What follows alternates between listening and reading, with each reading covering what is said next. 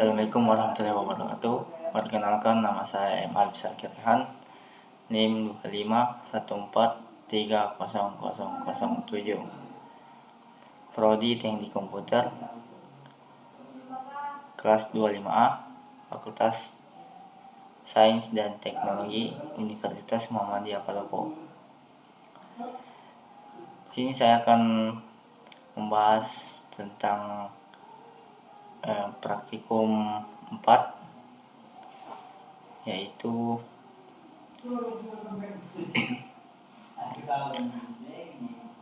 rangkaian analog.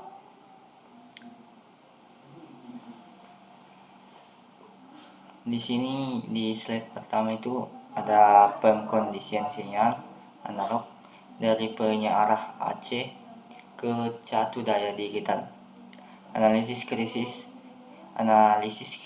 simulasi fast start, half wave, full wave, bridge, dan proteksi sistem embedded.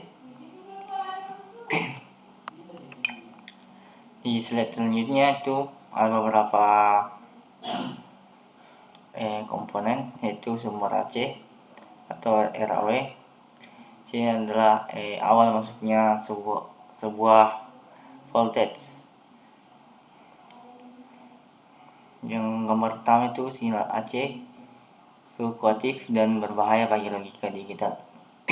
Gambar kedua itu simulasi sirkuit atau transformasi, modulasi dan penyiaran mengubah bentuk menjinakkan riak atau ripple. Gambar ketiga itu ada microcontroller atau otak digital. Otak digital adalah membutuhkan DC absolut 5V per 3.3V agar tidak gagal fungsi. Tujuan utama pengkondisian sinyal bukan sekedar mengubah bentuk gelombang, tetapi memastikan otak digital dalam kurung MCU terlindungi dari fluktuasi yang fatal. Slide selanjutnya itu ada arsitektur penyiaran, half wave versus full wave bridge. Siklus digunakan, yang pertama itu 50% satu sisi, yang kedua itu 100% kedua sisi. Sini ada gambar half wave, satu dioda, dan full wave bridge, 4 dioda.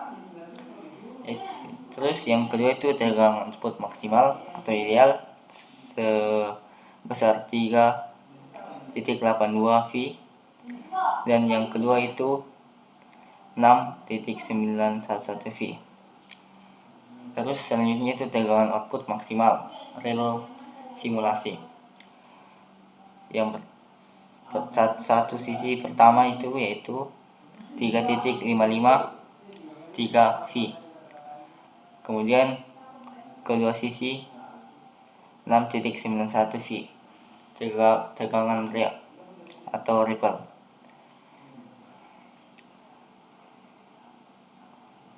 Di half wave itu atau satu sisi ada 11.553V dan 856V.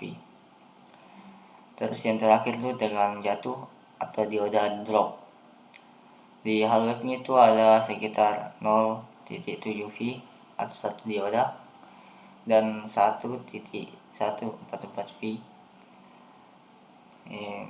sebanyak atau sekitar 0.57V kali 2 dioda.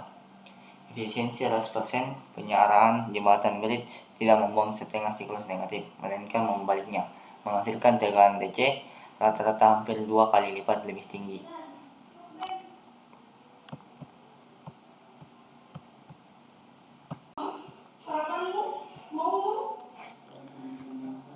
Baik, kita akan menuju ke halaman berikutnya, yaitu keempat, anatomi di setting window, kekuatan 100Hz. Di foto pertama itu ada half wave per 50 Hz. Jendela pengosongannya itu di 20 ms. Kapasitor harus menahan muatan selama 1 periode penuh sebelum diisi kembali dengan jatuh terlalu dalam. Terus ada di gambar kedua itu full wave per 100 Hz. Jendela pengosongannya itu ada di 10 ms. Puncak gelombang berikutnya datang lebih cepat. Kapasitor tidak sempat kehabisan muatan. Rumusnya itu F per Fw sama dengan 2 kali 50 Hz sama dengan 100 Hz. Siklus negatif AC dibalik menjadi positif, menggandakan frekuensi riak dan memotong waktu tunggu menjadi setengahnya. Baik, kita akan ke slide berikutnya, yaitu kekuatan filter kapasitor menuju garis lurus. Sini ada garis warna orange dan garis warna hijau.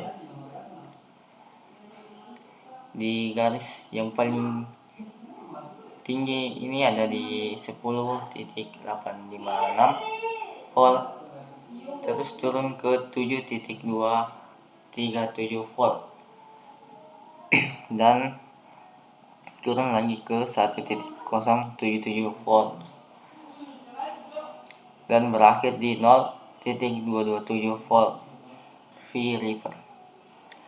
Dan di garis hijau ada di 6.91 V naik ke 7.237 volt, terus naik lagi ke 10.237 volt dan berakhir di 10.55 volt VDC.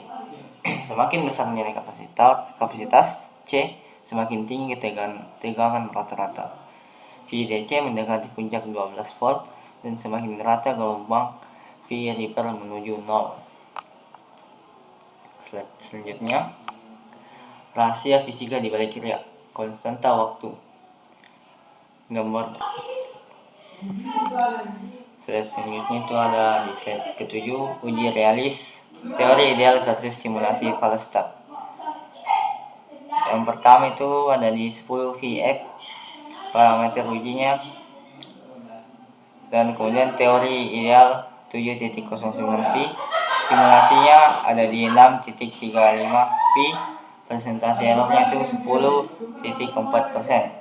Kedua itu ada C sama dengan 100 VF, ini teori ideal di 10.62 V, simulasinya ada di 10.47 V, presentasi errornya itu 1.4%. Kemudian yang ketiga FWC sama dengan 10 VF, teori idealnya itu di 7.24 V, simulasi di 7.23 V, presentasi errornya yaitu 0.1%. Keempat FWC sama dengan 100 VF, teori idealnya itu ada di 10.32 V, simulasinya ada di 10.23 V, dan persentase errornya ada di 0.8%. Terus yang kelima itu FWC sama dengan 470 VF, teori idealnya ada di 10.74 V, simulasinya ada di 10.55 V, persentase errornya di 1.8%. Formula error sama dengan teori min sim atau teori X 100%. Definisi ini membuktikan berlakunya dioda voltage drop dalam kurung 0.7 V saat forward bias dan dinamika pengosongan muatan pada simulasi nyata yang seringkali diabaikan dalam perhitungan ideal murni. Selanjutnya, kerentanan sistem, ancaman efek pembebanan, load effect. Resistan beban diturunkan drastis 1000 ohmega hingga ke 100 ohmega. Hukum Ohm I sama dengan V atau R, arus yang ditarik melonjak 10 kali lipat. Kekekalan muatan I sama dengan C alpha V atau alpha T. Muatan kapasitor berkuras sangat cepat di luar kemampuannya. Amplitude riak melonjak tajam. VDC jatuh. Kesimpulan, mengandalkan ukuran kapasitor filter semata tidak akan pernah kebal terhadap fluktuasi penarikan arus dari beban secara dinamis. Yang kesembilan, Delahaye, jembatan integrasi ke sistem embedded. Yang pertama itu trafo, AC-nya itu di 220 V atau 12 volt. Terus yang kedua, bridge rectifier DC Dakasar, riaknya itu ada di 10.8 V.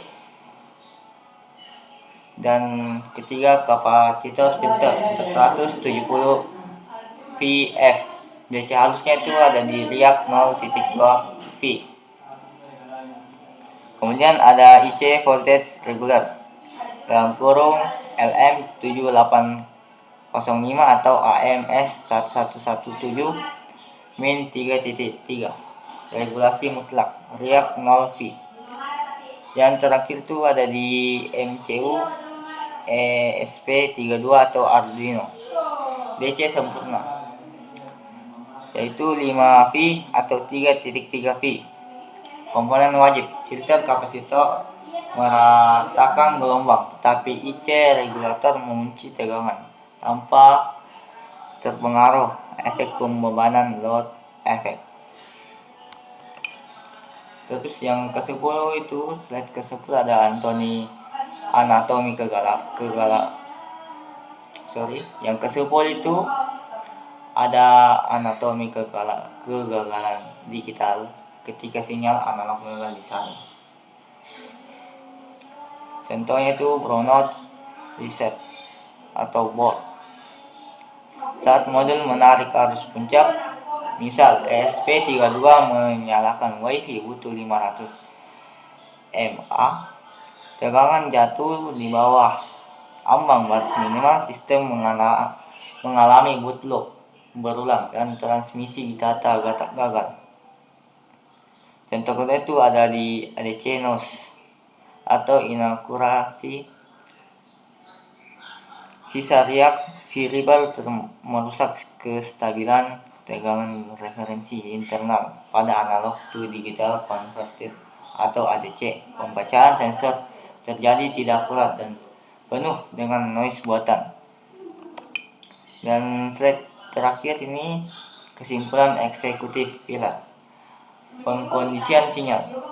Yang pertama itu superioritas full wave yang memanfaatkan 100% siklus AC, menghasilkan VDC lebih tinggi dan menggandakan frekuensi riak 100 Hz, mempersempit jendela pengosongan.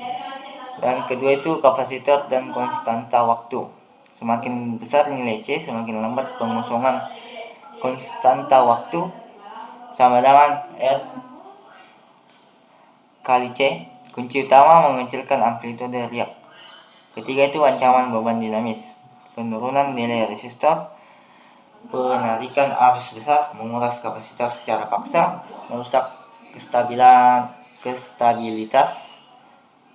stabilitas jika dibiarkan tanpa regulasi. Dan terakhir itu regulasi mutlak atau tahap final. Filter analog tidak cukup penggunaan IC reguler ELM7805 atau AMS 1117 adalah lapisan proteksi terakhir dan paling esensial bagi keselamatan logika sistem embedded. Sekian dari saya.